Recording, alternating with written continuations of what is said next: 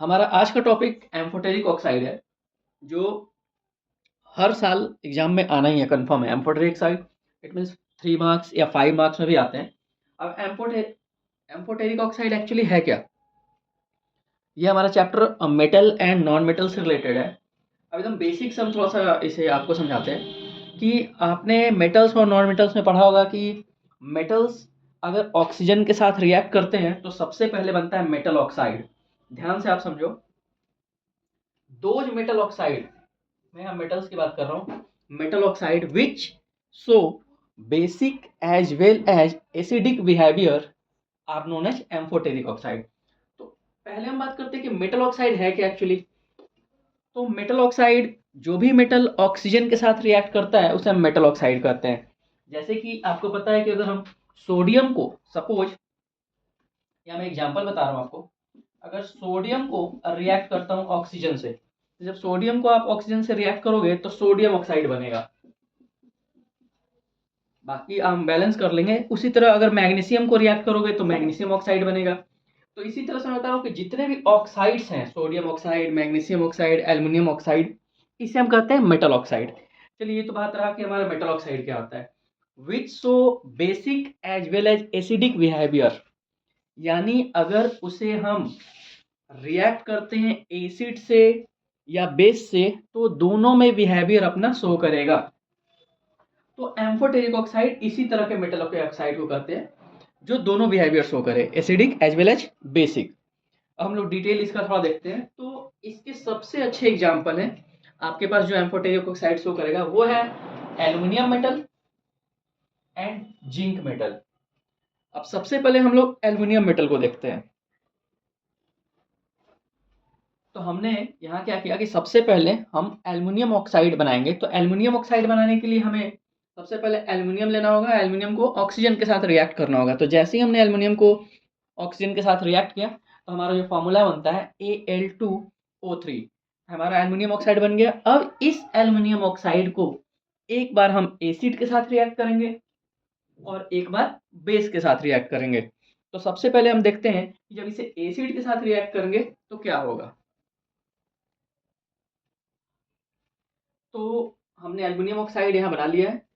अब इसी aluminium oxide को आप बहुत डिटेल में देखो कि हमने इसी एल्युमिनियम ऑक्साइड को सेम जो हमने यहाँ पर बनाया है, हमने दोनों जगह रखा है। आप ध्यान से देखो, इसी एल्युमिनियम ऑक्साइड को हमने दोनों जगह रखा है, Al2O3 और इसी एल्युमिनियम ऑक्साइड को एक बार हम एसिड के साथ रिएक्ट करेंगे, ये एसिड है HCl, और इसी एल्युमिनियम ऑक्साइड को एक बार बेस के साथ रिएक्ट करना है। बस दोनों यही डिफरेंस है, एक बार हमें एसिड के साथ रिएक्ट करना है और एक बार बेस के साथ रिएक्ट करना है।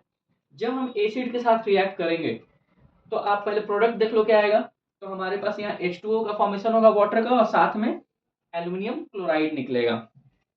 और जब बेस के साथ रिएक्ट करेंगे तो हमारे पास H2O के साथ साथ, यहाँ पर H2O के साथ साथ सोडियम एल्यूमिनेट निकलेगा, NaAlO2, ये बहुत इंपॉर्टेंट फॉर्मूला है, सोडियम एल्यूमिनेट निकलेगा।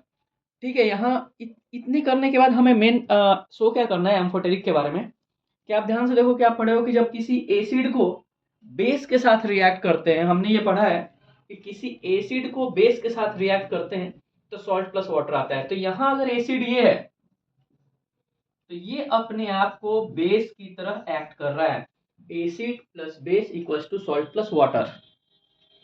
सेम कंडीशन अगर नीचे आते हैं कि यहाँ अगर बेस ये है तो यहाँ पर सोडियम, हमारा एल्युमिनियम ऑक्साइड जो है, यहाँ पर जो एल्युमिनियम ऑक्साइड है वो एसिड की तरह एक्ट कर रहा है। तो acid plus base equals to salt plus water.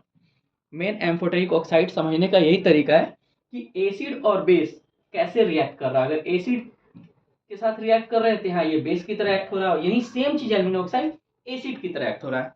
तो हमारे पास दो एग्जांपल है एम्फोटेरिक ऑक्साइड के, एक एल्युमिनियम ऑक्साइड के साथ और एक जिंक ऑक्साइड के साथ। तो ये हमारा एल्युमिनियम ऑक्साइड के साथ क्लियर होता है। इसके जस्ट बाद हम देखते हैं जिंक ऑक्साइड। तो हमने अभी देखा एल्युमिनियम ऑक्साइड, और सेकंड हमारे पास है जिंक ऑक्साइड। एकदम सेम कंडीशन है, और ये ऐसा क्वेश्चन है कि कंफर्म आना है। और जब इस क्वेश्चन को जब भी अगर ऐसे आता है सिंपल एम्फोटेरिक ऑक्साइड, तो आप किसी एक एग्जाम्पल के साथ सॉल्व करोगे। ऐसा जो ही नहीं कि आप ये दोनों एग्जाम्पल डालोगे, या तो एल्युमिनियम ऑक्साइड का एग्जाम्पल दे दो या जिंक ऑक्साइड का, लेकिन पर्टिकुलर जब अगर गलती से ऐसे आ जाता है कि नहीं आप जिंक ऑक्साइड ही बताओ, तो आपको ये बताना होगा, एल्युमिनियम ऑक्साइड बताओ तो वो बताना होगा।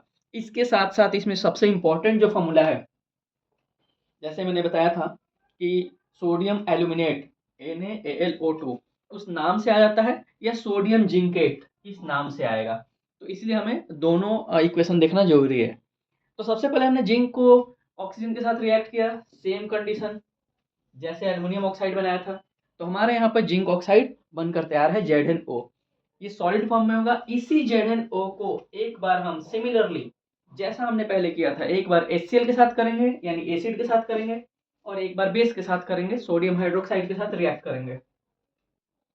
जब हमने HCl के साथ किया तो हमारे पास क्या आया, ZnCl2 प्लस H2O यानी जिंक क्लोराइड प्लस वाटर। अब आप देखो यहाँ पर फिर से वही सेम चीज कि कोई भी अगर एसिड बेस के साथ रिएक्ट करता है तो सॉल्ट प्लस वाटर निकलता है, ऐसा हमने एसिड बेस सॉल्ट में पढ़ा है। तो अगर ये एसिड है तो यहाँ पर ये जो है ये बेस की तरह एक्ट कर रहा है, कौन सा, जिंक ऑक्साइड। हम लोग सेकंड केस देखते हैं कि इसी जिंक ऑक्साइड को हमने बेस के साथ रिएक्ट किया, फिर से वही, तो बेस के साथ रिएक्ट किया, फिर से सॉल्ट वाटर आया, यानी यहाँ ये बेस है तो यहाँ ये कैसे एक्ट हो रहा है, एसिड की तरह। इसीलिए स्पेशल नाम दिया गया है, ये है एम्फोटेरिक ऑक्साइड, जो acidic as well as basic दोनों बिहेवियर शो करता है। इसमें पर्टिकुलर ये इक्वेशन स्पेशली आप याद रखोगे जिसमें सोडियम जिंकेट बनता है। ये अलग से भी क्वेश्चन आ जाता है कि किसी ऐसे बेस के साथ रिएक्ट करो मेटल ऑक्साइड को और बताओ कि उसका क्या फॉर्मूला होगा, या जिंक सोडियम जिंकेट कैसे बनता है। तो आप ये इक्वेशन जरूर याद रखोगे सोडियम जिंकेट का। Thank you.